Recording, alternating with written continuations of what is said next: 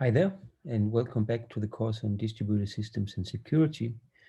We were talking about Nakamoto style consensus. We have been setting the stage, also in fact in previous slides, videos on cryptocurrencies. And we now worked our way through uh, the types of lotteries that we could use for electing a block producer or leader in a huge dynamic peer-to-peer system, and reached the point where I would like to then present the protocol in some detail. So I'm going to take one particular lottery, namely the proof of stake lottery, and give the details of a very simple one, kind of a toy proof of stake system. And then I will give the details also of how to grow this tree we were talking about. And that's kind of it. That's what I would like to do in this video. And then in the next video, we're going to analyze that protocol and check that it actually achieves agreement. Okay. So let's just dive into it. So I'm going to go over the synchrony assumptions we're using. People have clocks. What do we mean by that? We'll look at the assumptions we have on the flooding system, the delivery times, and so on. We'll take the details of a lottery system, and then we'll define exactly what it means to grow a tree of blocks. First, the synchrony assumptions. We're going to assume that the parties have clocks and that these are well synchronized, that they don't drift too far apart. In fact, for simplicity, we're just going to assume that the max drift between two clocks is 0. So people have perfectly synchronized clocks. Of course, this is completely unreasonable in practice, but as it turns out, if we understand the protocol, for the case with max drift equals 0, it's also very easy to understand it for the case with some known upper bound on a max drift, because it can just be put into the length of these slots that we're going to define. I mean, the length of the rounds. Basically have to make it twice the clock drift to work. So that's a triviality. So for simplicity, because there's complexity enough in this topic, let's assume that we have perfect clocks. Then there's a flooding system for sending messages, implementing something like this, like a peer-to-peer system, where when you send a message, the peer will send it to its neighbors, and then it floods like that. We're going to assume some known upper bound, or at least a good guess on how long it takes to send a message in this flooding system. And by that, I mean the time from when an honest party sends a message until all of them has it. Or if the message was sent on by a corrupted party, the time from which the message arrives at the first honest party until all honest parties have it.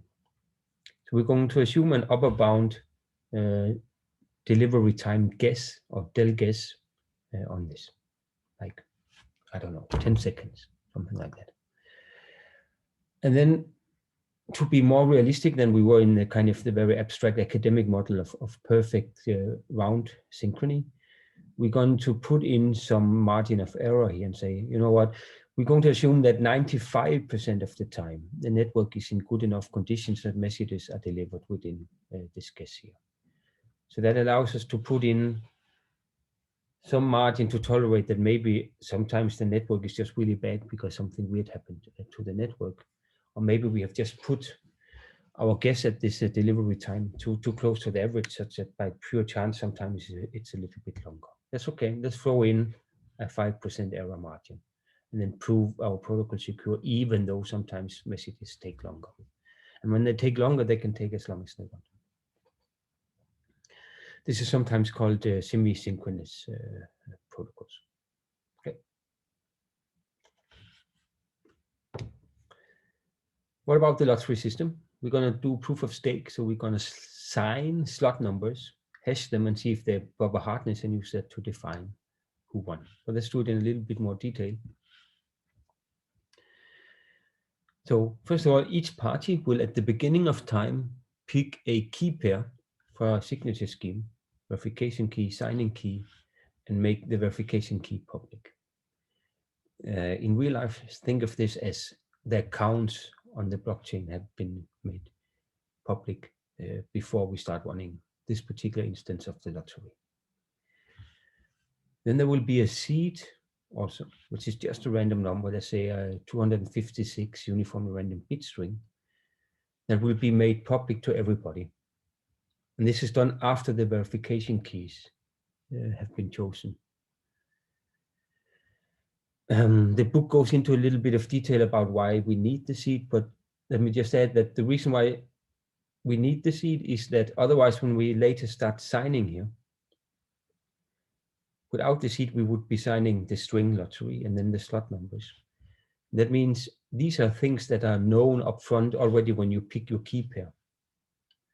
Remember that by hashing these signatures here and multiplying them by something here, if they're higher than the hardness, that means that you won. That means when you pick your verification or your key pair here, you could try millions of them or billions of them until you find one that is often winning the lottery. You could generate a key pair, sign using the signing key for the next month of the slots, get these draws here, hash them and see if you won. So that would give an unfair advantage to people that's willing to use a lot of computing power to find good verification keys for the lottery. And we exactly don't want that. We don't want this to turn into a competition on computing power. So what we do is we say, first pick your verification keys for the lottery. Then with some magic, we will make the seed here public. It could just be that we say, put your verification keys on the blockchain today. And then tomorrow, we're going to take the lottery numbers from 20 national lotteries that we think the adversary is not controlling all of them, concatenate them, hash them, and that will be the seed. Certainly, the adversary, if it could guess the lottery numbers in 20 national lotteries, it would have better things to do than trying to break our system here, right? So we can assume that would give us a random seed. In practice, you don't do it like that. You do something else with the advanced cryptographic protocol, but we're not going to go into the details of that yet. Let's just say this seed magically get picked and put on the blockchain. So now we have some verification keys. We have a seed. And this now defines a lottery for each point in time in the future. Okay, so we're going to divide time into so-called slots. And for that, we're going to pick a slot length. That's just how long these slots should be. Let's say 10 seconds. And then you're in a given slot. If you take your clock, let's say that the clock start at time 0. We all agree when we start the protocol. You take your clock, you divide it by the clock length, and then you're in a given slot if that is between slot -1 and slot. Actually, this should be, here it should be less than and equal to. Okay. So the first 10 seconds you're in slot 0, the next 10 seconds you're in slot 1, and so on. And since we have perfectly synchronized clocks, we agree which slot we're in. Then each party have some known set of tickets. We can just call them as just an integer. That's the scaling factor for how lucky this party is. And this in practice could just be the amount of cryptocurrency that this party had on its account when the system started running. If money moves around, the number of tickets doesn't move around. The number of tickets just stay the same for now for this toy blockchain. And in fact, if you want to make a system where the number of tickets you have in the system move and stay close to the amount of money you have in the system, and you kind of want to do that, things actually gets much more complicated. And we don't want to go into that now. So we just say, let's just assume that everyone has a fixed public key and a fixed number of tickets, and think of it as the money on the account, and people don't move their money around. So how do you win the lottery? Well, you sign the string lottery. You sign the random seed from up here. And then you sign the slot number. It gives you a unique signature. These here should be keys for signature schemes with unique signatures like RSA signatures. They have unique signatures when the keys are generated honestly, at least. That gives you this draw. This is a new unique value that you have associated to party I in this slot. and the party can't manipulate it because that string is fixed, the seed is fixed, the slot is fixed, the signature is unique. So it's just a random, not a random, but an unknown value that this party has for each slot. And importantly, no one else knows this because it's a signature. So only this party for now knows this draw here. This is to protect against denial of service attacks. Then we say that this party has won this slot here, won the right to produce a block in that slot if, when we hash all this shebang here, the seed, the slot, and the verification key, and this unknown draw here, producing a random number multiplied by the number of tickets to award people with more money in the system, it's above the hardness. That's how it works. And in fact, notice that we could, in principle, to have a good lottery, let me try to spot what I want to do here. I want to draw, have dropped this thing. Because then we would still be hashing the seed, the slot, and the verification key. That would give a random number associated to this verification key for each slot. And then we could just use that random number to determine who won that slot. That would be equally good somehow from a fairness point of view. It would still be random people winning the slots. It would still be mostly honest party winning the slots if most of the tickets belong to honest parties. But there would be a huge problem with this lottery. So I just want to put in a tiny quiz here while I have a sip of coffee. So what would be bad about doing it like this? What role is the draw here playing?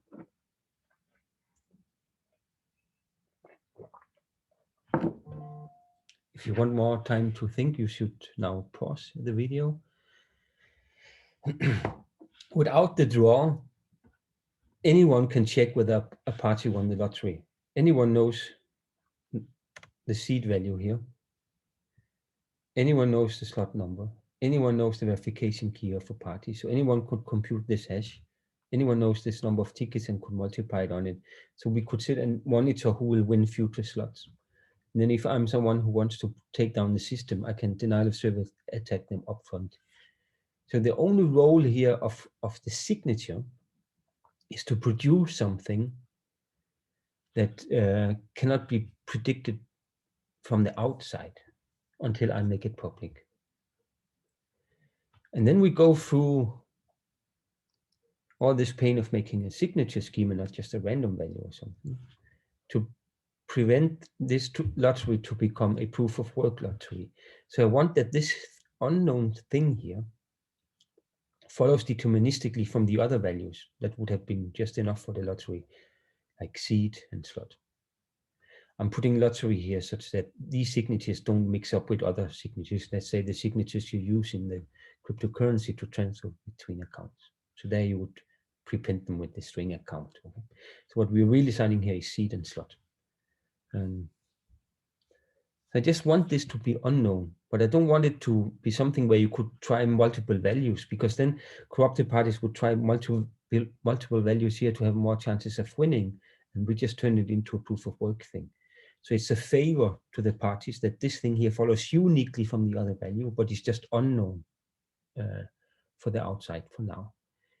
It means the only thing you can do is compute it, and then if you want, make it public. Okay. So that's kind of the logic between this proof of stake type lottery. Good. So we move on. I would like to clear all drawings, close that, move on to the next one. So that's the lottery system. And then how do we grow a tree? Remember, what you win in the lottery is the right to add a block to the tree. In a little bit more detail, how do we do that?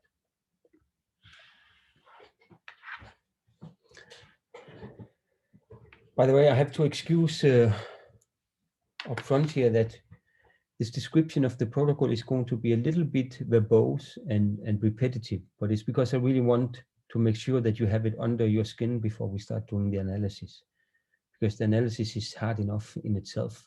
It's certainly not easier if we're not on the same page with what the protocol is. So I will even repeat the setting a little bit in the next video before the analysis, but let's wait with that until later. So here's how to build a tree. Winners are supposed to put blocks into the tree. It's a tree consisting of blocks. And so what is a block? So this round thing here with an 8 inside it. What exactly is it? And it includes this arrow here pointing at the previous block. Okay. So first of all, this pointer here is going to be a hash of the previous block. So block is just going to be a tuple like this here with some values inside them, all of them bit string. So it's just a bit string. We can hash it. And that gives this little h here, which is the pointer to the previous block, A. What else is in a block? So let's say we're describing this block B down here now. The first thing is, again, there is a type identifier here. It's just the string blocks saying this is a block. Then there is a verification key of the winner, which is used in multiple places down here to link the other values here onto the block. There's the slot number, that would be 8 in this case. So this block is claiming to be a valid block for slot 8. There is the draw. What was the draw? The draw was this, it was a signature by the party that claims to have won it on the string lottery and then seed and slot. Okay. So it's supposed to be that. Then there's a block. This is just a set of outstanding unordered messages. This is really the block then. I mean, the transactions that the winner wants to go into the block, the payload of the totally ordered broadcast channel. The address, I mean, this is the pointer back here. That's where this block points back at that block. And then there's a signature. That another signature, because the draw here in itself was a signature. Let's jump up again. The draw is already a signature on seed and slot. But then there's an additional signature here, which will be signing the block here. Okay.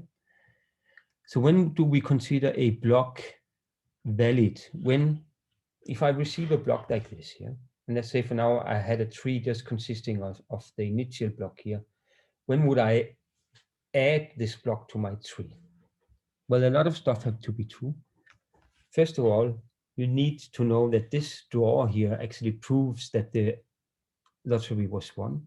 That means this here should be a signature on lottery, seed, slot. It's the seed we all know, so it's not part of the block. The slot I take here from the block. So the signature should be true. So that's our way of checking that it was generated correctly, that it was generated like this. Furthermore, if I then hash the seed, the slot, the verification key, get from here. Yeah, I want to correct that. It's a cut and paste error, sorry. And the draw is above the hardness, because that's the rule. So this is exactly how, in this slot, the party with this verification key won the lottery. And then we put in the draw here. That ensured that we didn't know that until it was sent to us.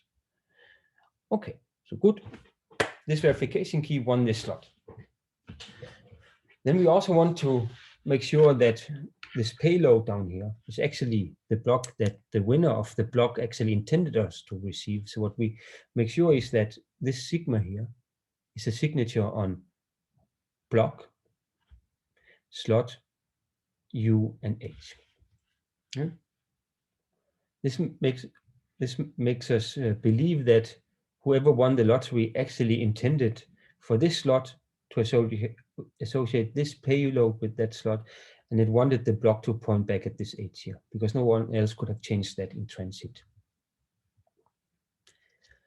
Furthermore, for this to be added to a given node in the tree, two things have to be true. First, if I take my A and hash it, that should match this pointer here in the block. If the hash doesn't match any block in my tree. I put it on the side for now. Maybe my tree will grow.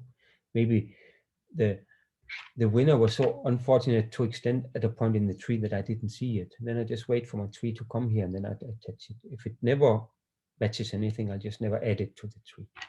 So the pointer has to match something in my tree. And then the slot number of the new slot of the new block should be strictly larger than the old one. So you're not allowed, I mean, remember that what you want is the right to extend the tree at time 8. Then you should not add to something that was added to the tree at time 9. You have to have strictly growing slot numbers. That's an important rule for later.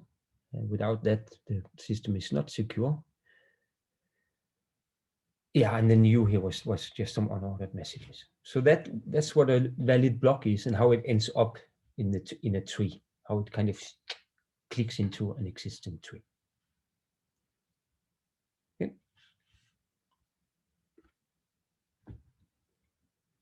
Then how is the tree grown? Well, there is an initial block. That's called the genesis block, often.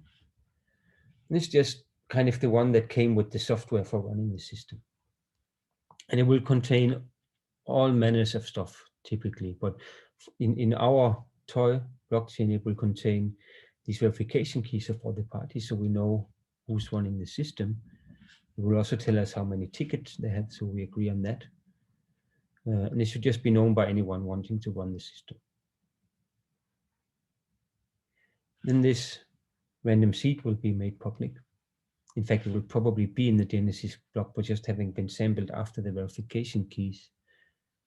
And that's kind of the beginning of the tree. So before we do anything, we have a tree consisting of one node, the Genesis block.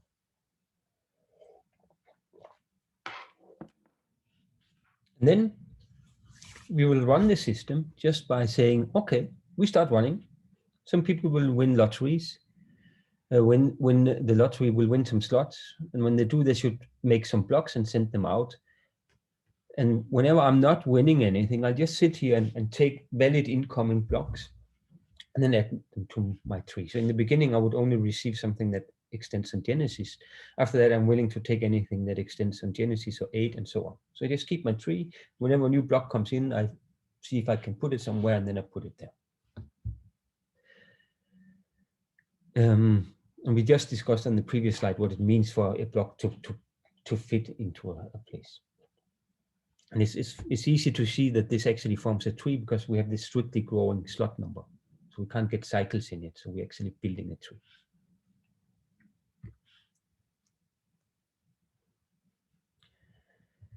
Yeah, I think this I already said. So whenever you win a slot, then you add a new block.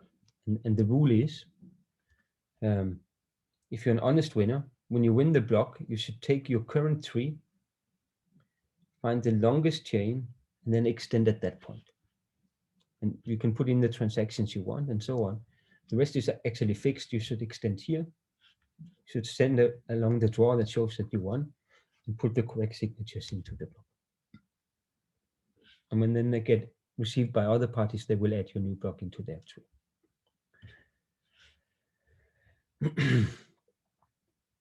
That's all a little bit complicated to explain and get through and set up. But if you look at it compared to some of the other totally our broadcast protocols we looked at, in particular, say the asynchronous one, it's rather simple. It kind of fits on one page, except maybe the definition of what a draw is and the signing and so on. But otherwise, this is kind of the protocol. It's just a snapshot from the book. And just to make sure that we are on the same page, I would like to go over it now again in exact detail, like on one page, to see to make sure we're sure of what does it mean to grow a tree. Because what we will very soon do is jump to video 4 and then analyze the system. And then we really need to know what's going on here. Okay. So what is a Nakamoto style blockchain? If you already know, feel free to skip this slide here. Okay, I'm not really saying anything new at this point. But if you would like a short recap, let's do it. What is a Nakamoto style blockchain? Well, it's using a lottery system that will allow people to win a lottery in a given slot. The system uses a flooding system. The way we will implement the totally auto broadcast is when a message arrives that we should totally auto broadcast, we will flood it. And then when a message arrives on the flooding system, we will put it into a set of received messages. Okay? So everyone is keeping this set of received messages that kind of eventually becomes the same if we would just stop sending stuff. We assume that PI has a clock, and we assume that there is a max drift on the clocks. So the clocks between two honest parties don't drift too much. And then we break the protocol up into slots of lengths, some slot length. And we say that party is in a given slot if this is true. So slot -1 is less than or equal to its clock divided by the slot length, strictly less than the other slot. So just some increasing slot number with slot length between them. And throughout the description of the protocol now, I just let slot I be the slot that party I is in. And let's assume that time starts at 0, so the first slot is called slot 0. And in fact, the Genesis block will have time, slot number 0. Okay, so the party starts running. It sets this set of received messages to be the empty one to begin with. We assume that it has a Genesis block G, it's just the 0 time block. And it keeps this set here, SI of all the blocks it received so far. Sets it to initially be the Genesis block. And then throughout the protocol, we'll let 3i here be the tree you can build from all the received blocks. Okay, so this set is just, whenever a block comes in, if the signatures are correct, I add it to this set, even if it doesn't fit into my tree right now. I keep track of all the blocks I receive, unless they're obviously invalid, say the signatures don't match. Or when I hash and multiply by the number of tickets, it's not above the hardness. Throw them away. But otherwise, if they're kind of syntactically valid blocks, I put them in this set here. And that allows me to define at any point in time the tree of a party. It's just the largest tree it can build by putting blocks in where they match. So if it takes this little pointer in a block, and that thing matches a hash of another block, and the slot numbers are increasing, it will put it in there. Okay. So that's just the tree at any point in time. It's keeping that tree.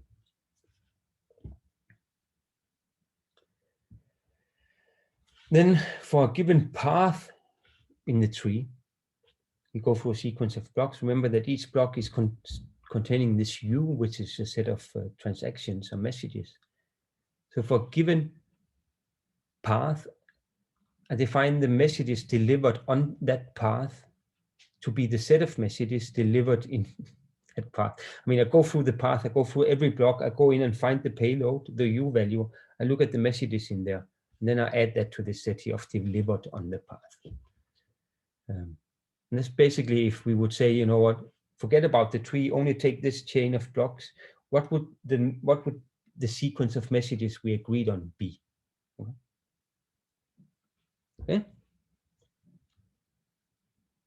And then that was mostly definitions. Then the full protocol is this one. Okay.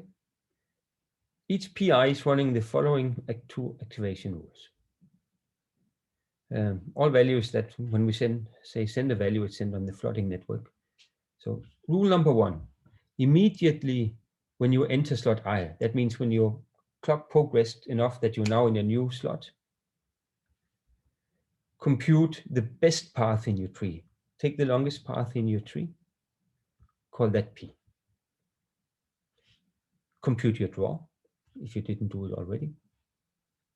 And now, if your value of your draw is above the hardness, that means you won this slot here, then you do the following. Otherwise, you do nothing more.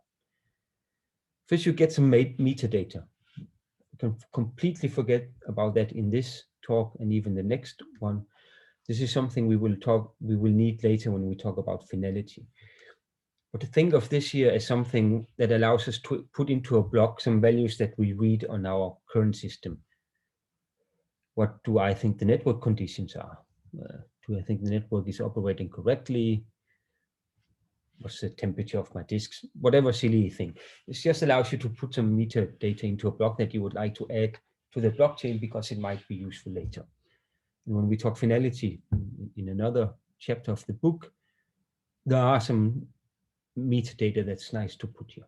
Forget it for now. Say this is always the empty string. What's important here is that you let your new block, the messages you want to put into your block, be the set of received messages. This is the set of all messages that arrived on the flooding network, minus the messages that were delivered on the best path. Okay, so you exclude the ones that were already delivered on that path, but not stuff that was delivered on another path, right? Because the idea is that this path might grow and become longer than the side branches, and then we don't consider those. So stuff that was delivered in a side branch that then rolled back, those should have to be delivered again. So you only remove the messages here that were delivered on the currently best path. Okay. You take the currently best path, you take the leaf of that one, that's just the one at the end, where you would like to extend, you hash it. You sign block, slot I,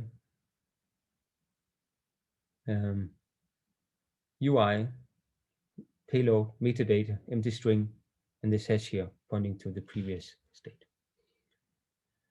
In an implementation, make sure that this slot I was the same as up there, that it didn't progress. I mean, if this took too long, the current slot I could be different. I mean, this slot I should be that one up there actually, okay? And then that's what you send. You send then out to the network now, the block, VK, I, slot I, draw I, payload, empty string, pointer, and that signature you just compute. And as you can see that this block at least would be a valid block in your own local tree, flood it. You are also always running the following activation rule. On input, any block, something of this form here, with a VK here, that's a valid VK, something that appears in the Genesis block. Do the following. Check if this sigma j here is a correct signature on this stuff here, as it should be, on the slot, the payload, the empty string, and the metadata as it is, and the pointer. Ding, it's true, it's top.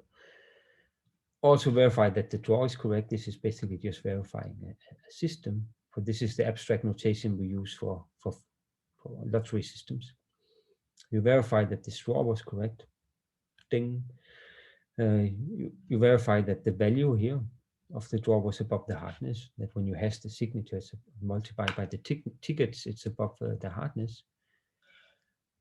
If so, then you store this block here, you put it into SI, just add it to that set.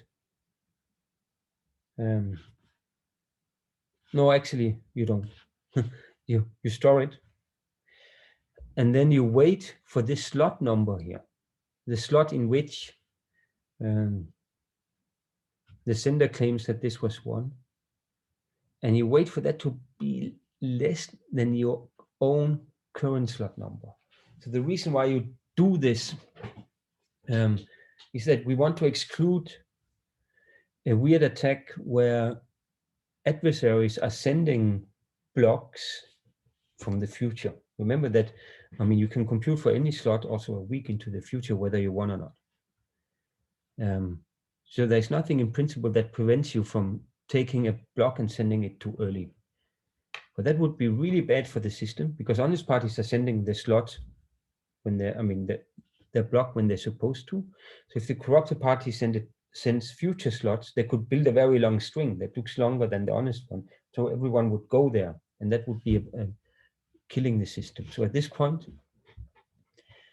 it's important that we don't deliver to our local system a block of this form here until the slot number is in the past, seen from our point of view. So it's less than our current slot number. Okay. And the metadata should be valid, but since it's the empty string and we can just define the empty string to always be valid, that doesn't mean anything for us now. And then, and only then, do you add it to the set SI. So that means this set here, we make sure that it only contains syntactically valid blocks appearing, from the past. And then now adding it to the set here implicitly also changes tree, of course, because we've defined my local tree always to be the biggest one that could be built. So if this block I delivered would actually fit into my tree, it just happens automatically. This is being built here. And that's the whole system. There's some subtleties, but that's the whole broadcast protocol.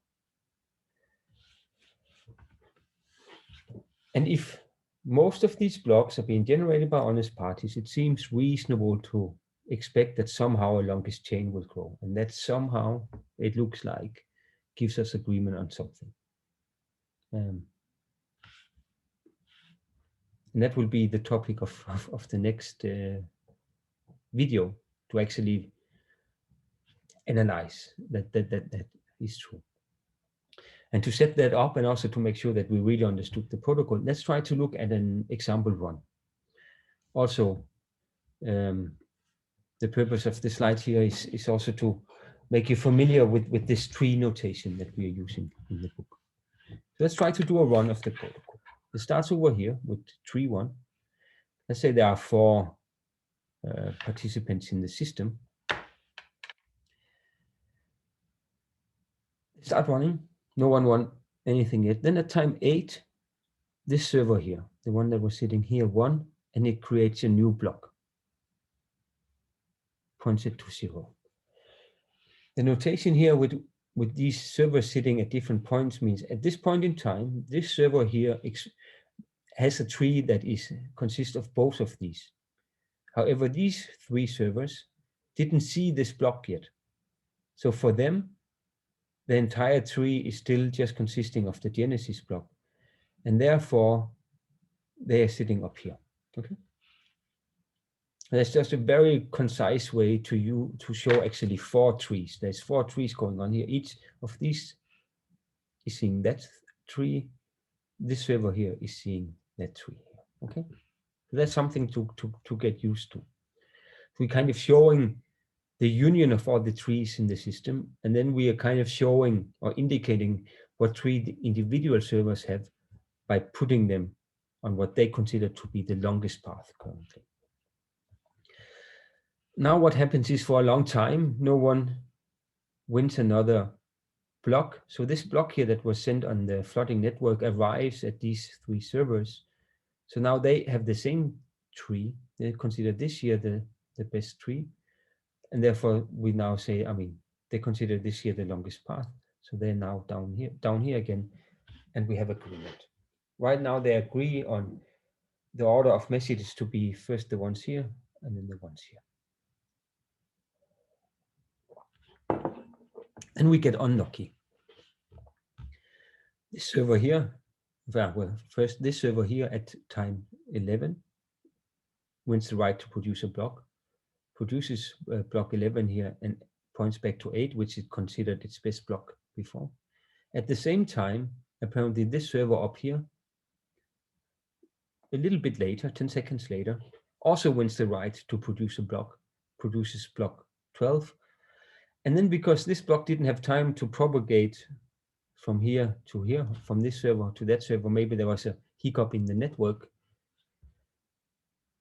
This server here didn't see block 11 before it makes its own block, so it decided to point at block 8.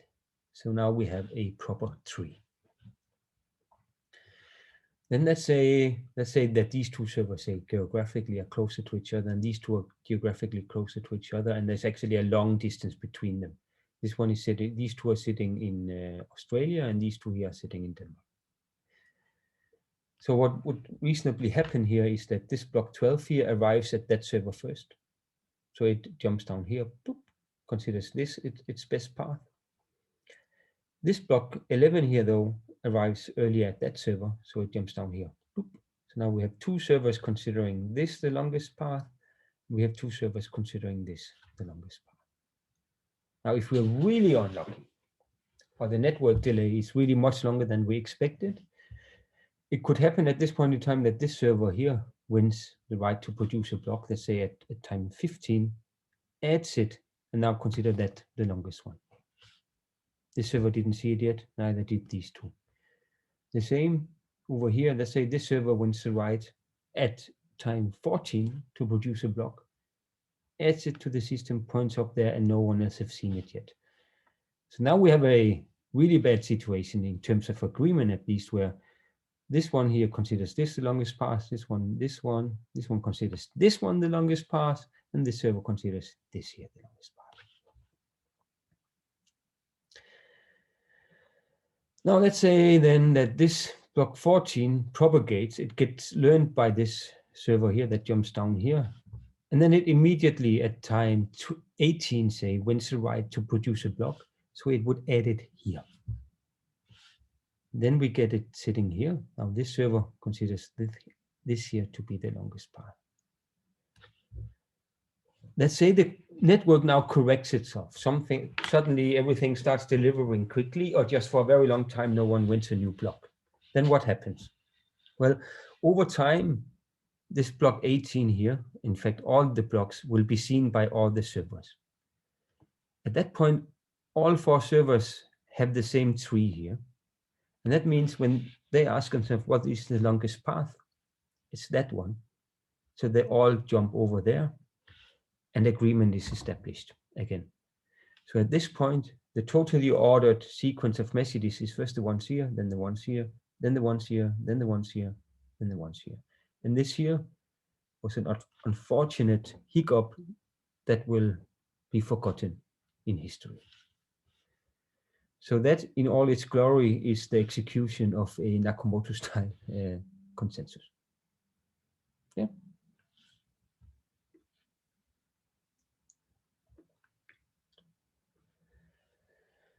Then there's these unfortunate blocks here. The scary thing is there are transactions in here. So let's say there was a transaction in here that said that Ivan paid Jesper 20 Bitcoin, and then Jesper gave his car to Ivan, and Ivan drove away.